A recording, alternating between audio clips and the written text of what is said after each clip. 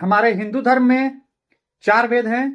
इन चारों वेदों में से ऋग्वेद में वर्ण व्यवस्था का जिक्र किया गया है, जो 10वें मंडल के पुरुष सूक्त में वर्णित है।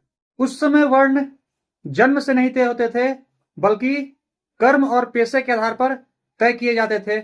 उत्तर वैदिक काल, जो 1000 से 600 BC के समय को माना जाता है, उस समय यह व्यवस्था स्थायी होने लगी।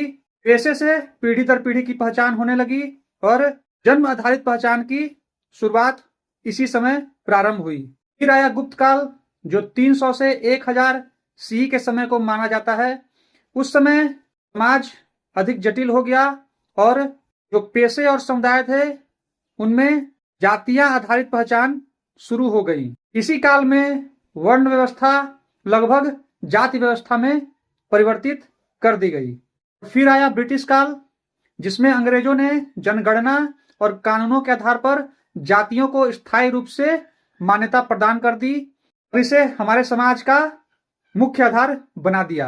मैं बस यही कहना चाहूंगा कि हमारे धर्म और हमारे शास्त्रों में जाति व्यवस्था का कोई स्थान नहीं है और पहले से ही वर्ण व्यवस्था को मान्यता दी गई है। जो पढ़ने लायक है वो पढ़ सकता है, जो लड़ने लायक है वो लड़ सकता है, जो व्यापार करने लायक है वह व्यापार कर सकता है।